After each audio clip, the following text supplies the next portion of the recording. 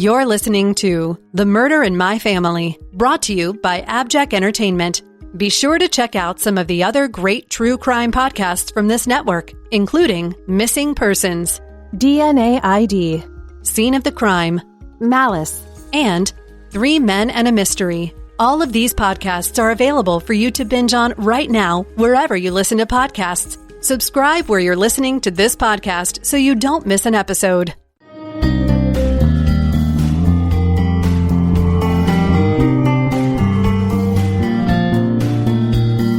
Predators. Their acts are evil. We call them monsters. We say no human could perpetrate the crimes they have committed. But in truth, only human beings execute these horrific acts. And if you're like me, you want to know why.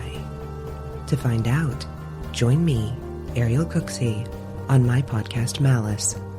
As a social psychologist, I dig into the psychology, sociology, neurobiology, child development, trauma, and other factors that come together to create malicious offenders. Find Malice wherever you listen to podcasts.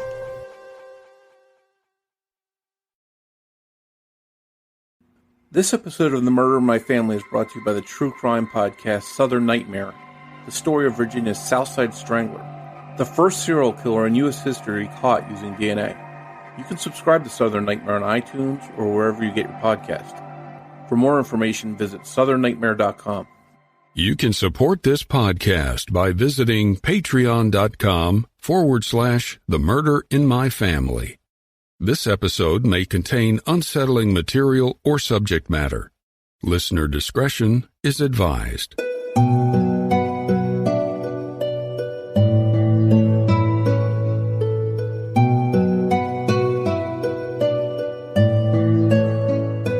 Welcome to the premiere episode of The Murder in My Family.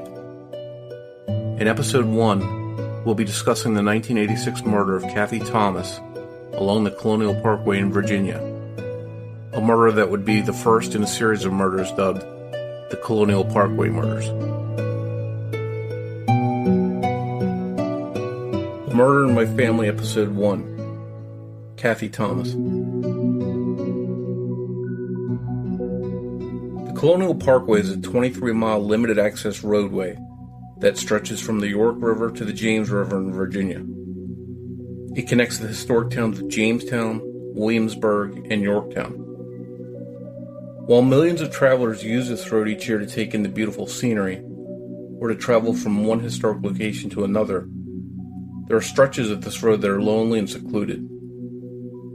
Some of the best words to describe these areas are quiet, peaceful, or out of the way. In October of 1986, a new word started to be used: deadly. It was Columbus Day weekend when Kathleen Thomas, aged 27, better known as Cathy, and Rebecca Andowski, aged 21, who went by Becky, decided to take a ride in Cathy's 1980 white Honda Civic. Cathy, a stockbroker and recent graduate of the Naval Academy, and Becky, a senior at the College of William and Mary, were 2 women with bright futures. But they had a secret. They were more than friends. They were girlfriends. In 1986, before the military's Don't Ask, Don't Tell policy and the emergence of the LGBTQ community, Cathy and Becky felt pressured to keep their relationship a secret from most people. That included sneaking away to enjoy each other's company in private, away from prying or judgmental eyes. Cathy drove the pair to a secluded spot along the parkway on the night of October 9th and pulled off the road east of the Cheatham Annex. The pair planned to spend some quiet time together there. They thought they'd be alone. As it turned out, they were wrong. Early on the evening of October 12th, Cathy's white Honda Civic hatchback was discovered by a jogger. It was about 20 feet down an embankment along the river in some brush. Thinking the car had been in an accident, the jogger alerted National Park Rangers to what he had found, and they went to the scene to investigate. At first, the car appeared to be deserted, but upon closer inspection, Searchers made the horrible discovery that the two women were inside the car. They were both dead, obviously murdered. Becky was in the back seat, and Cathy was in the very back of the hatchback area. It was later determined that they both had been strangled before their throats were slashed ear to ear. Cathy had suffered the more severe of the injuries. Rope marks were found on their wrist, indicating that they had likely been bound or tied, but the bindings were missing. Further investigation determined that their bodies had been soaked in diesel fuel, and an effort was made to light their bodies on fire without success. Burnt matches were also discovered near their car. After the bodies were identified, FBI and Park Service investigators had the difficult task of contacting Cathy's and Becky's families to break the devastating news to them. Investigators were left to piece the clues together and make sense of what had happened. Were the murders the result of a sexual attack? A robbery gone wrong? A hate crime? There were no obvious answers. It was established that neither woman had been sexually assaulted. Robbery also didn't seem to be a real motive because Cathy's purse was open and her wallet containing cash was also present. A hate crime seemed like a possibility still. But if so, had the pair been followed by somebody who didn't approve of the relationship, or had a random stranger happened upon them?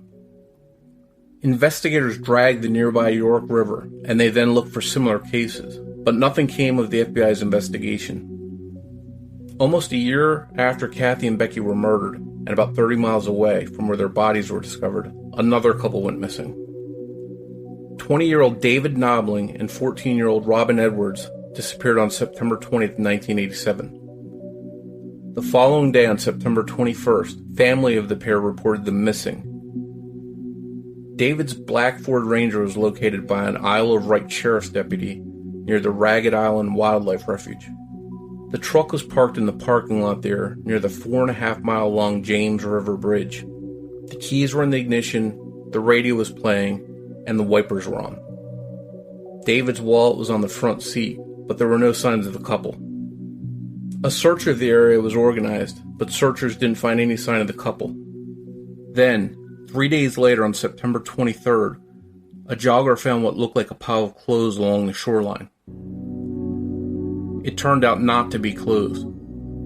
Instead, it was the body of Robin Edwards. She had been shot in the back of the head execution style. Only a short distance away, David Knobling's body was also discovered. He too had been shot, both in the shoulder and in the head.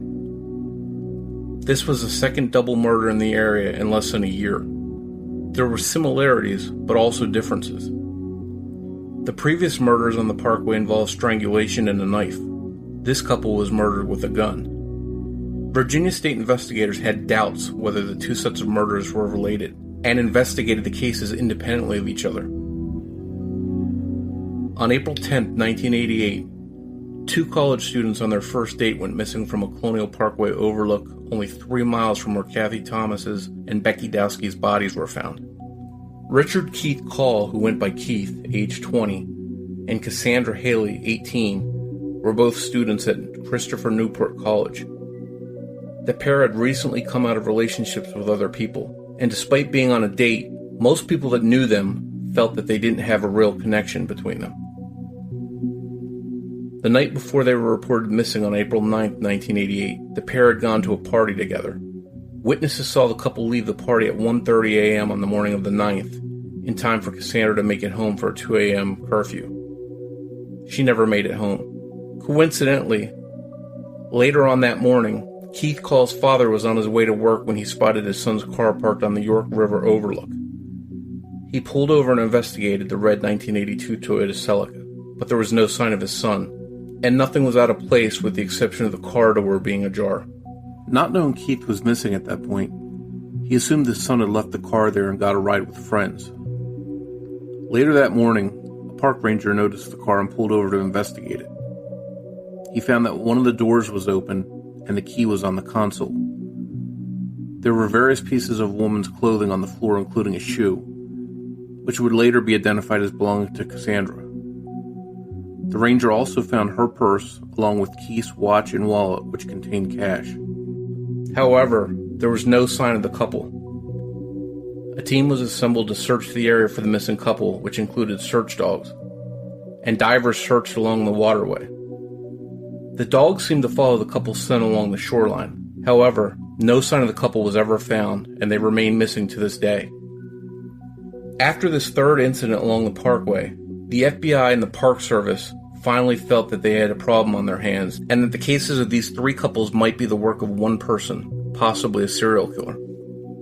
Patrols were stepped up, and rangers paid close attention to the secluded areas and overlooks where couples were known to park along the Colonial Parkway.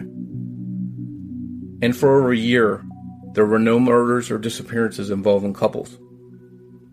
On September 4th, 1989, Anna Maria Phelps, age 18, and her boyfriend Clint Lauer's brother, Daniel Lauer, age 21, were making the almost 3-hour drive from Amelia County to Virginia Beach. Anna Maria and Clint lived together in an apartment in Virginia Beach, and Daniel was moving in with them.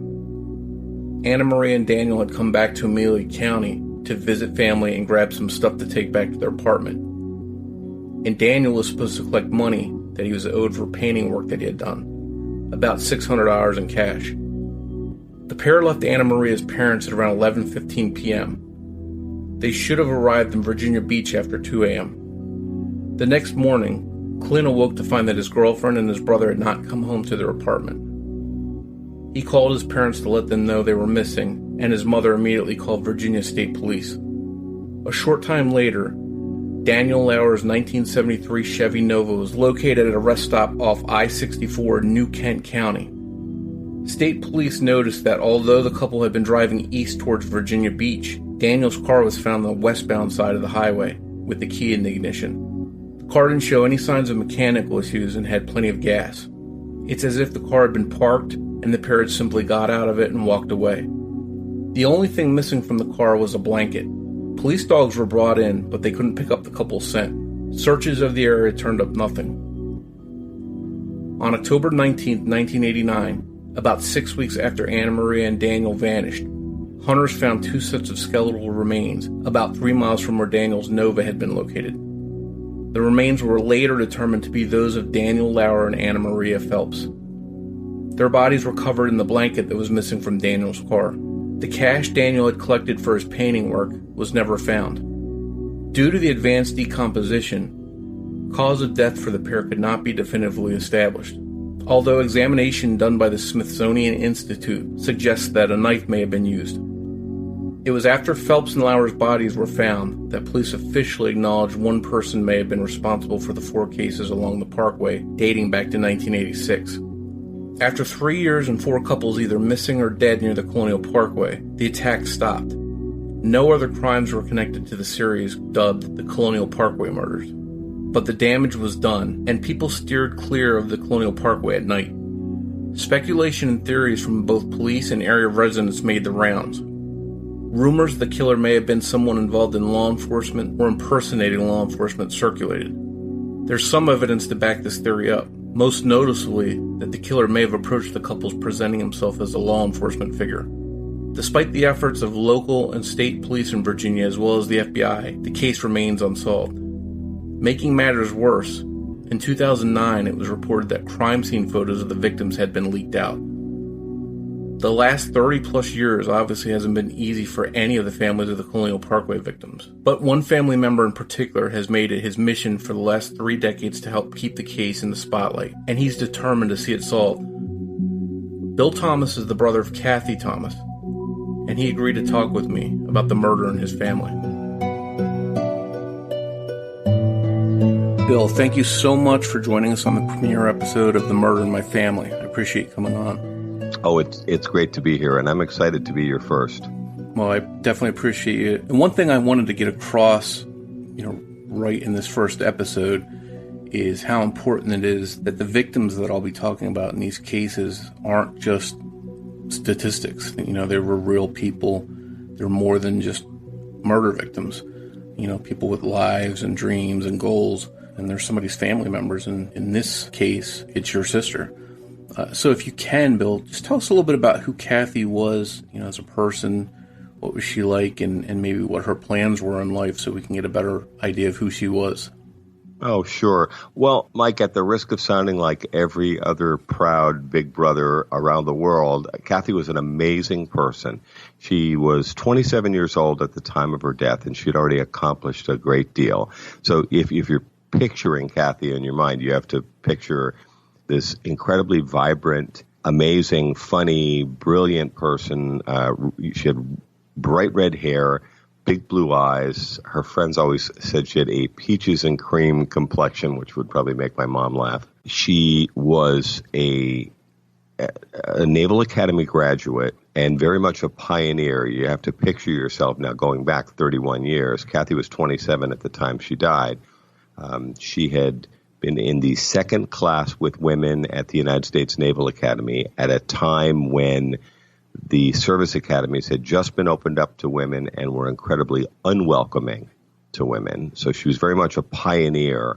She was one of these people that whatever she set her mind to, she was going to do that. And she's one of those people, and we all know them. Whatever they set their mind to, they excel at, and that was Cathy Thomas to a T. So if she decided she was going to do something, which included being a great friend, she threw her heart and soul into it. So no matter what you put in front of her, she was going to do this.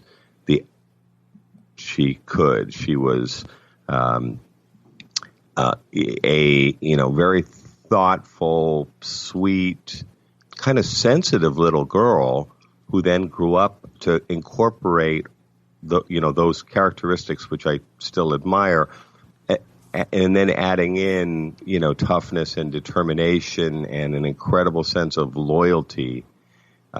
So it's a real loss. At the time of this conversation, Mike, you and I are talking about Cathy. It's 31 years later. So Cathy died when she was 27. She'd be 58 now. She had graduated from the Naval Academy, had been in the Navy for 5 years, and then died a few months after leaving the Navy, which could be significant, by the way. And it's hard for us as a family to think about the fact that, she's been gone now longer than she'd been alive. And we think about all of the amazing things that Cathy could have accomplished in the 31 years since her passing. And she is one of those people that could have gone on to be, without an ounce of exaggeration, a senator or a congressperson, an ambassador, the head of a company or organization. She could have done amazing things. One of the things that I talk about in this episode is that Cathy and Becky, who was killed with her, were living in a time where, society wasn't as accepting as they are today of, gay or lesbian relationships. And they felt they had to keep that a secret from certain people. How well did your family know Becky, and about their relationship? And, I was just curious, has your family kept in touch with Becky's family over the years?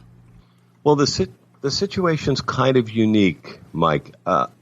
Sadly, we had not met Becky at the time of Cathy's death. So we'd heard a lot of wonderful things about this new relationship with Rebecca Dowski. And Becky was a senior at William and Mary there in Williamsburg. We had heard from Cathy that she had met someone through her first girlfriend, and they'd really clicked, and she was really excited about this new relationship with Rebecca Dowski, who went by Becky. But we had not met her. Cathy and Becky died in October 1986, and we were planning on meeting Becky at Thanksgiving that year, which would have been, 6 weeks later. And unfortunately, that never happened. So we had seen photographs, we'd heard about her, we'd talked about her on the phone. Cathy had referenced Becky in letters and postcards, but it unfortunately was not a situation just due to the way the calendar worked out. We had not yet met Becky. We hear wonderful things. After Cathy and Becky died, my family never had any contact with the Dowski family, keeping in mind we'd never met Becky and we had never met any members of her family. And my parents, quite frankly, didn't know what to say. And so actually there's a 23-year gap between the time that Cathy and Becky died in October 86, and I reached out for the first time to the Dowski family in September or October 2009, after the FBI lost control of 78 highly graphic crime scene photos, and I stepped into the case. I reached out to Bob Dowski, and I remember talking to Bob Dowski, who is Becky's older brother, similar to me in the older male sibling role. And one of the first things Bob said to me was, well, I understand, a little hesitantly, I understand that the two women were in a relationship. And I said, well, Bob, I'm here to tell you they definitely were involved in a lesbian relationship or romantic relationship. And so we sort of got past that pretty quickly. Back to your point about what it was like, and I speak to college audiences pretty frequently about the Colonial Parkway murders, all 8 of the young people that were lost. And when I'm sort of giving them a presentation, sometimes the young people will look at me like I have 2 heads, because people have to understand this was the 1980s.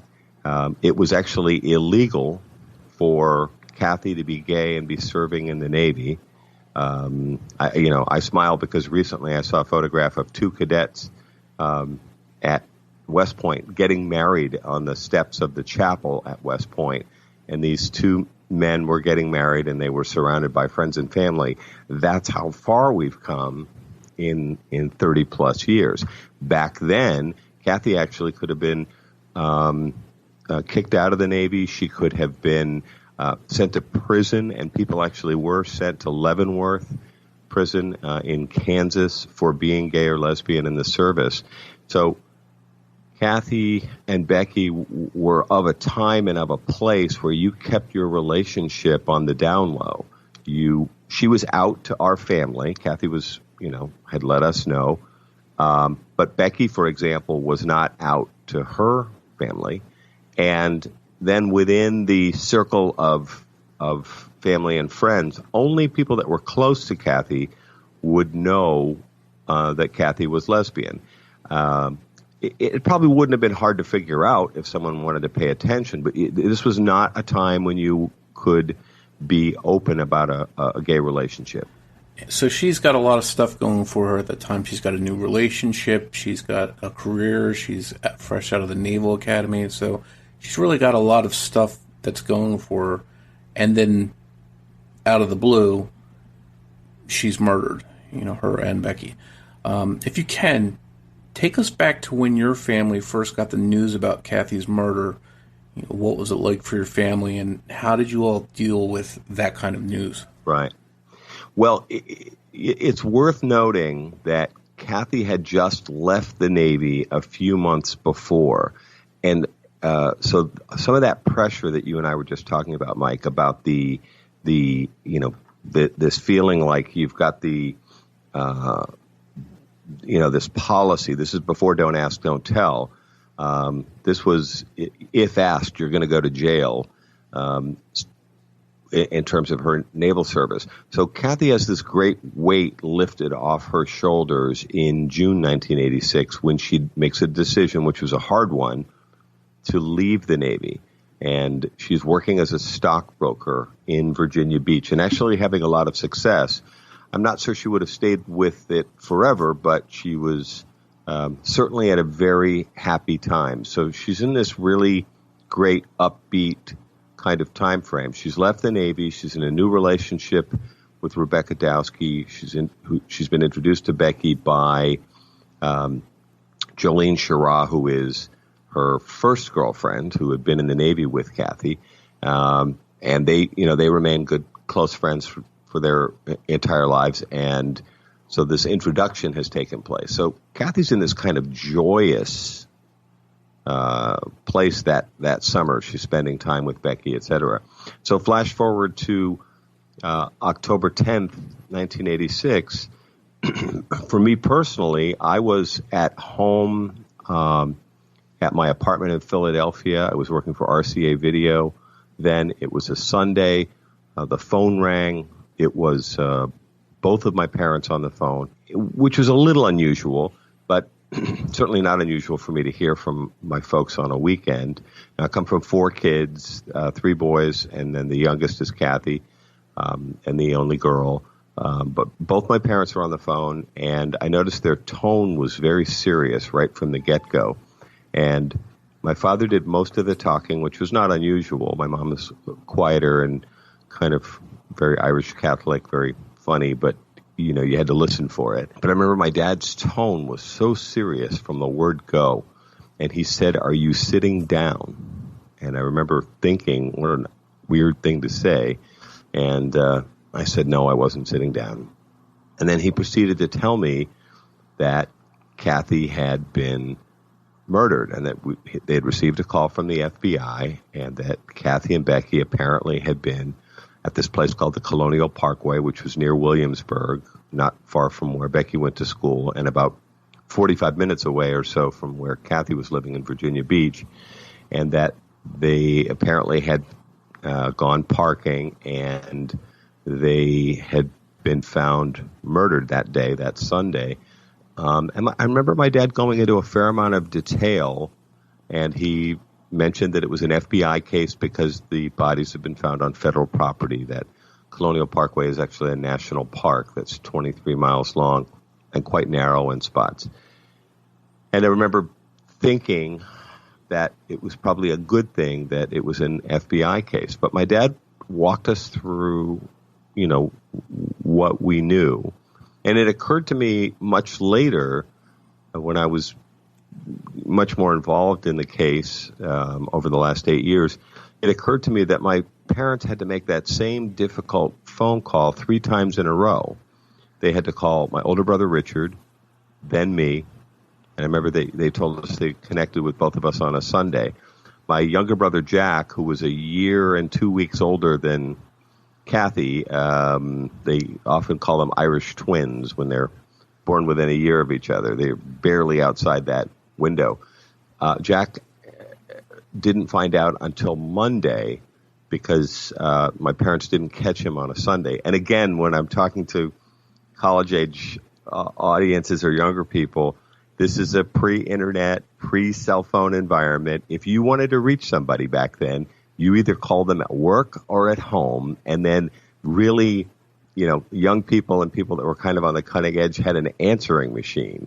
Because otherwise, if you wanted to get a hold of somebody, if I wanted to get a hold of you, I would call you at work or at home, and if you had a device, I would leave you a message. Otherwise, I'd just keep calling you off and on until we connected. So in this example, my parents had to have the same very difficult phone conversation 3 times over 2 days, with each of the brothers asking, you know, all of these terrible questions that, you know, that we all have. So it was incredibly shocking and kind of, as you said, Mike, out of the blue.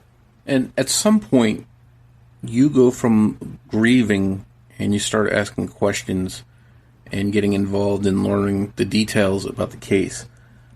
Tell us a little bit about the whole process of getting to that point and where that road led you. Yeah, well, thanks. That one's a difficult one.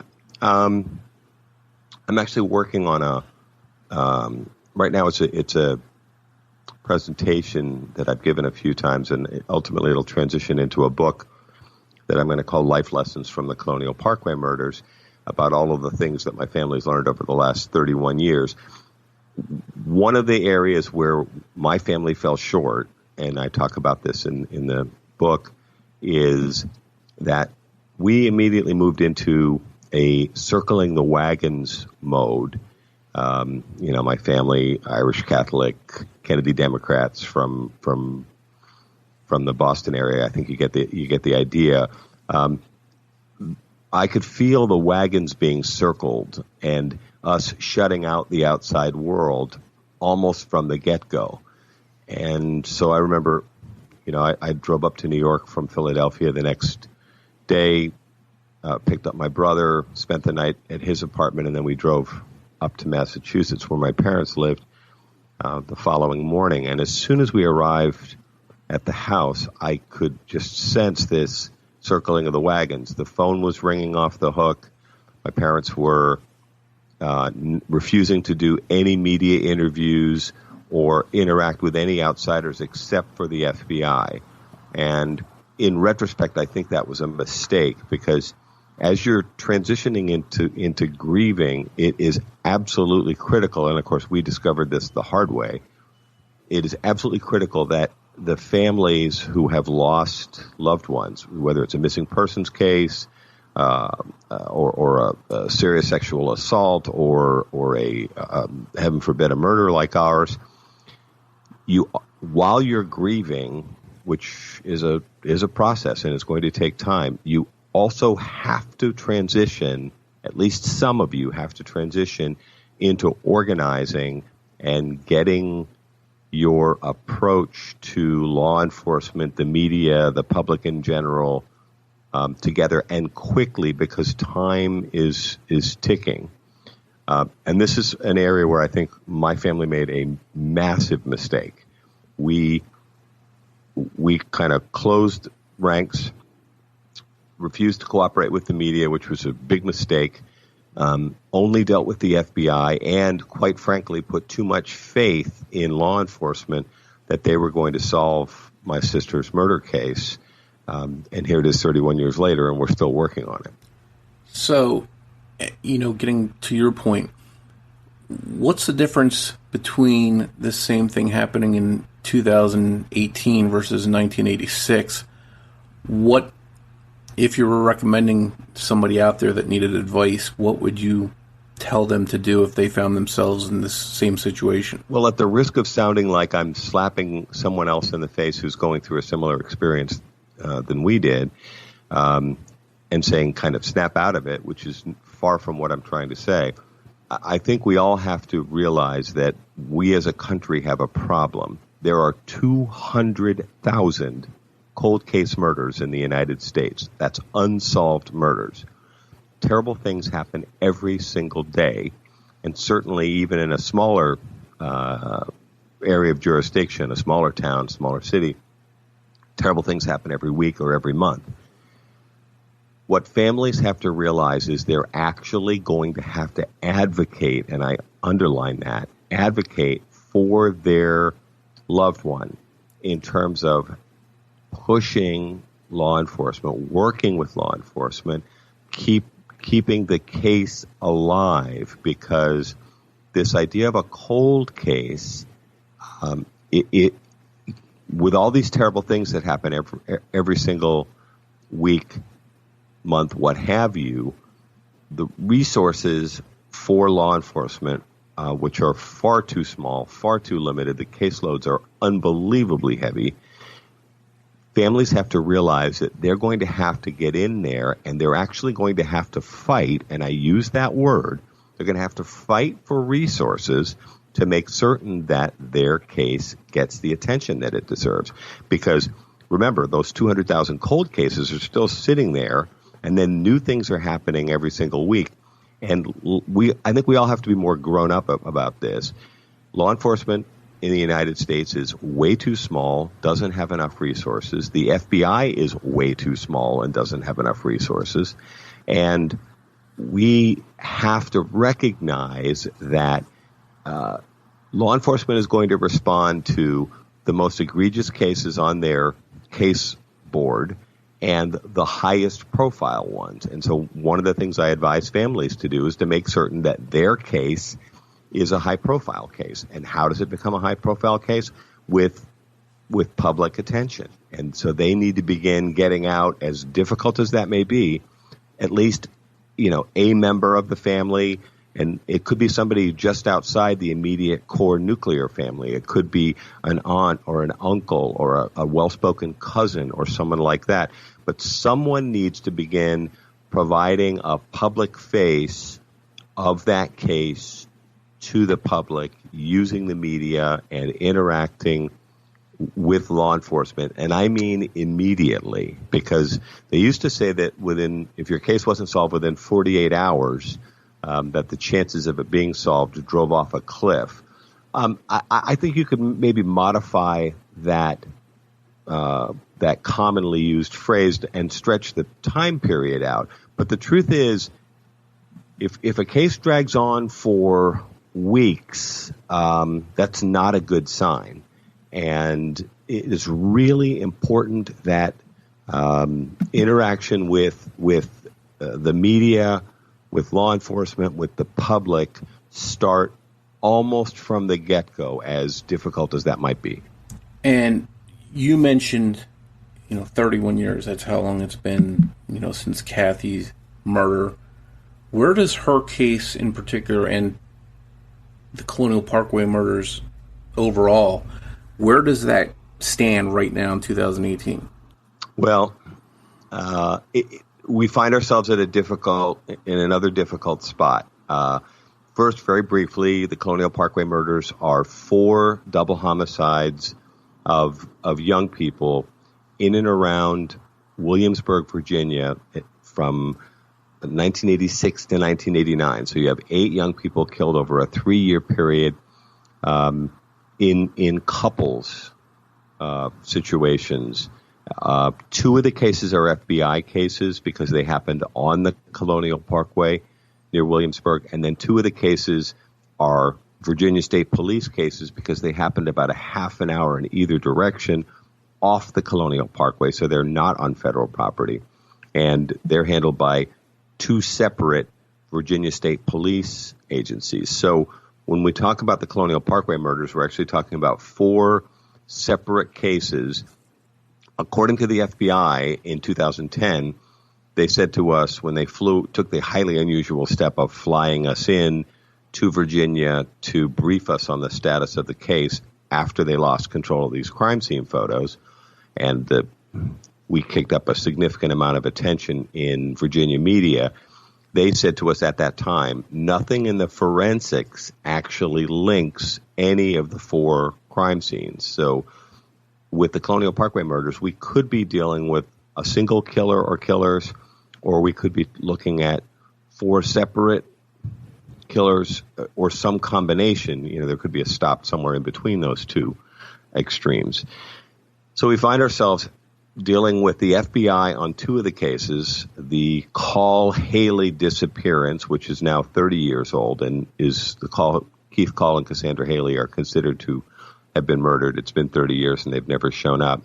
And then Cathy Thomas and Rebecca Dowski, those are the 2 cases that happened on the Colonial Parkway. And then the second case, that of Robin Edwards and David Nobling, is handled by the Virginia State Police. That happened at the Ragged Island Wildlife Refuge, which is, as I said, about a half an hour away over near Newport News in a place called Isle of Wight County. And then the 4th case is Anna Maria Phelps and Daniel Lauer, who were found murdered off I-64 in a place called New Kent County, Virginia. And so there's no single place to go for information. The 2 of the families deal with the FBI. 2 of the families deal with separate Virginia State Police offices. We've been pushing the FBI and the Virginia State Police hard in the last 2 years to move forward our cases using advanced forensics, specifically, for example, MVAC technology, which stands for microbial vacuum, and we're asking that they go back in and use this relatively new high-tech device to cover every square inch of all of the evidence in the Colonial Parkway murders using this MVAC, and then it goes in for conventional DNA testing. But the communication from law enforcement to the families, quite frankly, is terrible. It has been 6 months and 2 weeks since the FBI has last spoken to me, and they actually do not take my calls. In other words, if I call, they will refuse to speak to me. it has been a very, very long and frustrating process. So requests that we've made regarding advanced forensics, I've specifically asked for certain tests be conducted, and I have a very difficult time, as do the other families, in getting a straight answer as to whether these tests have been conducted. And we find ourselves in a really difficult spot. We have pushed both the FBI and the Virginia State Police. We've offered to pay for testing ourselves, that is to raise money. We're not made of money. But the families have offered to pay for testing ourselves and been rebuffed with concerns about chain of custody and so on. And we've said, wait a minute, we'll use approved labs that that work closely with Virginia State Police and FBI, and the families will pay for the testing, but we want to move the process along, and all we get is institutional resistance. So we find ourselves at a very, very frustrating place. That's certainly not something that a family that's looking for answers 30 years later wants to hear, I can imagine. No, and the thing is, Mike, it really, after a while, it begins to push past into something I would call just flat-out disrespect for the families. I have been told so many times by the FBI, keeping in mind Cathy and Becky's case is an FBI case, so I deal with them most often. I have been told literally dozens of times that cold cases are the lowest possible priority at the FBI. And so, I think people have to understand that the FBI has been largely redeployed as an anti-terrorism agency since 9/11. So the FBI doesn't do a lot of murders. And then violent crime, which is the section that handle murder at the FBI, has been given a lower priority than anti-terrorism, which I understand. I mean, I lived in New York on 9/11. I lost friends on 9/11. I haven't lost sight of the importance of anti-terrorism and keeping people safe. But to be reminded over and over again that violent crime is a low priority at the FBI, and that within violent crime, and I'm quoting them directly, cold cases are the lowest priority of all within the violent crime section. To be told that over and over again feels like the Colonial Parkway murders families are being told to get into the back of the bus and quite frankly, to shut up. And we're not going to do that. And I've said on conference calls, which have sometimes grown heated, I've said, ladies and gentlemen, I hope it's clear by this point, we're not going away. And we want this case to be given resources and hopefully solved. And people tell me that the Colonial Parkway murders might not have been a solvable case in 1986, but experts tell me that by 2018 standards, this is a solvable case. So if we haven't thrown away all of the evidence, which is an experience we've already been through, this case can be solved. But the Colonial Parkway murders, just like any other case, need time, attention, and resources. Well, we definitely know that it can be solved because we've seen cases recently that have been solved, decades-old cases. So let's hope that's what happens here. And they say the squeaky wheel gets the grease, so I hope you keep on being the squeaky wheel so you can keep the focus on the Colonial Parkway murders, in particular, in Cathy's case as well. Well, the other Colonial Parkway murders families do tease me sometimes because, as you can probably tell, and your listeners can of this podcast, I feel very passionately about this. Now, I have ended up, I'm rolling my eyes here, which they'll have to visualize. I didn't ask for this role of kind of becoming the de facto, they use the word leader. I'm not terribly comfortable with that, but somebody has to do it. And, my partner Pamela said, well, maybe this all happened, going on 9 years ago now for a reason. And it kind of happened on your watch, Bill, and you are now, spearheading this effort. The other families do tease me sometimes. They're like, oh, sure, Bill, just stay in there, keep fighting the good fight. and I'm willing to do it. But the truth is, it's really a group effort. I'm just the one with the biggest voice. And I just want to say, too, it's very admirable that you're not only an advocate for this series of murders, but you're very supportive of other victims and other crimes. You know, I know you've been passionate about projects like End the Backlog, the insane amount of untested rape kits. I see you in every crime-related Facebook group, and I often joke with you that you know everybody because you are all over the place supporting other people's causes. So I think that's very admirable, and I'm glad to see you out there. Well, thanks. Doing what you do. Well, thank you. It's funny. One thing I'll mention real quickly, Mike, is when we solve the Colonial Parkway murders, note the optimism, I actually intend to pivot to this larger conversation that I kind of touched upon a minute ago, which is, we as a country need to face up to the fact that we are not putting enough resources into law enforcement, the FBI, advanced forensics, et cetera. These 200,000 cold case murders, many of them are solvable cases just like ours. And at the same time, I'm glad you mentioned End the Backlog. Mariska Hargitay, the actress, and her team have devoted years now to building up an organization called End the Backlog through their Joyful Heart Foundation. And they're working on something that's very much related, which is that there are at least 200, some people say as high as 400,000 untested rape kits sitting on law enforcement shelves across the country.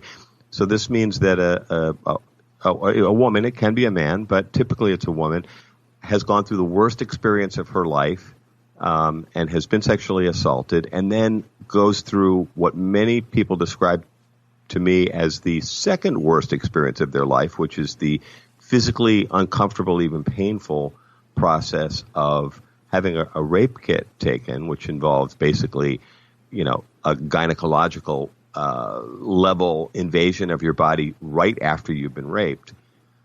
From what people who've been through the experience tell me, what you really want to do is go home, take a shower, and curl up in a ball and try to, cry yourself to sleep. To then have that rape kit sit on law enforcement shelves, in some cases for decades, with no testing, no DNA analysis, and in some cases, rapists just continuing to move from one sexual assault to another. And I am aware of cases where this has happened. And as rape kits sit untested and rapists go unidentified, there's a whole nother part of the discussion that I'd like to participate in on a going forward basis, which is in the richest country in the world, we can't solve 200,000 cold case murders and several 100,000 rape kits. This isn't a political issue. This is a matter of having the will and the resources. And just like I said before, you can solve any case with time, attention, and resources. And I feel strongly, based on all the things I've learned over the last 31 years, that we as a country can do a better job. Absolutely. And those numbers are staggering, mind-boggling. The rapes combined with all those murders are just... You can almost do another podcast on all of that's out there that's not being discussed or covered.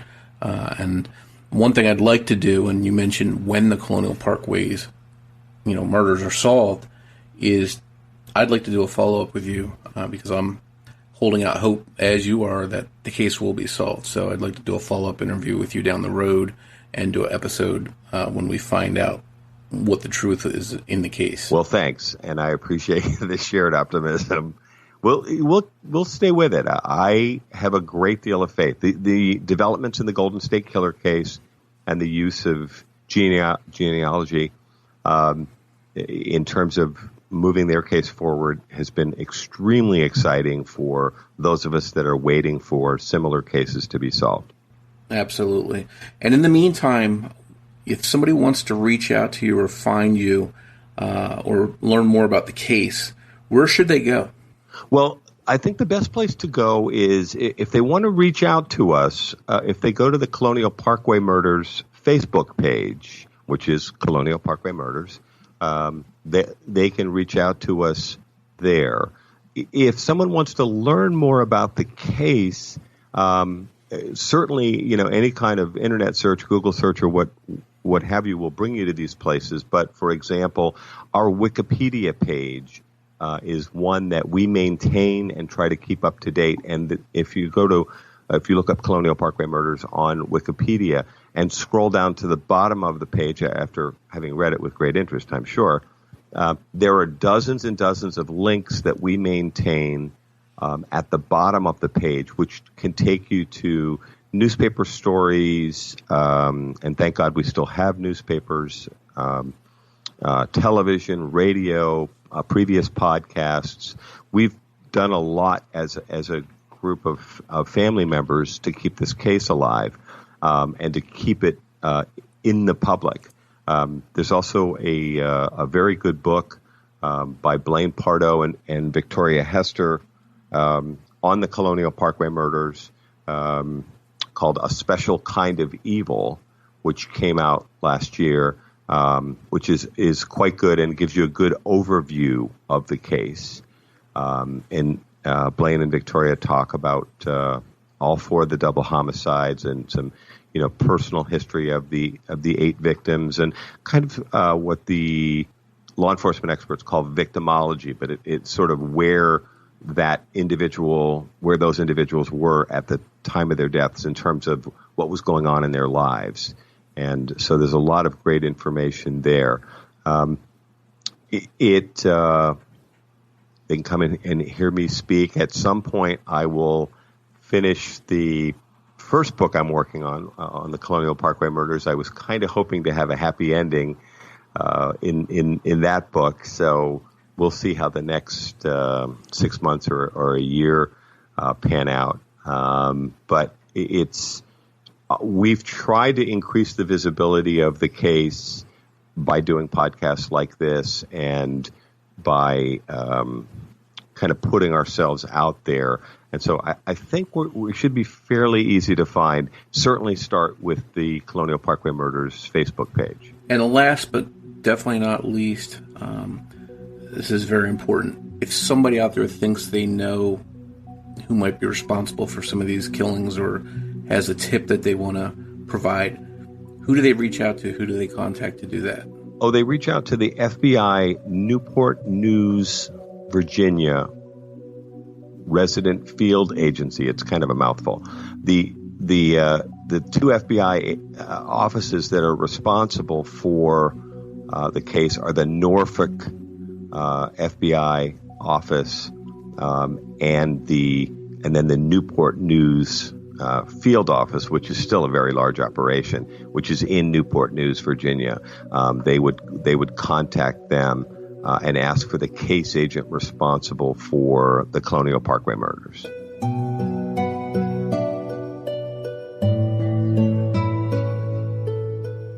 I just want to thank you once again for joining us for the premiere episode of The Murder in My Family. If you enjoy this podcast, please take a moment to rate and review it on iTunes or wherever you listen to your podcast so the show can continue to grow.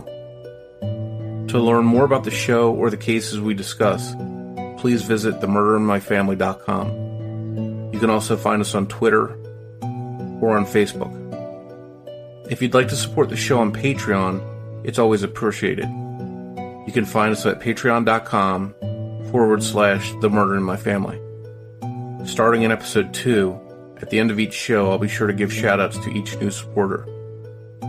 As we wrap up this episode, be sure to check out previews of 2 true crime podcasts I think you'll really enjoy, from 2 of my good podcast friends, Jamie and Lainey, hosts of Murderish and True Crime Fan Club. Until next time, remember, every murder victim means something to somebody.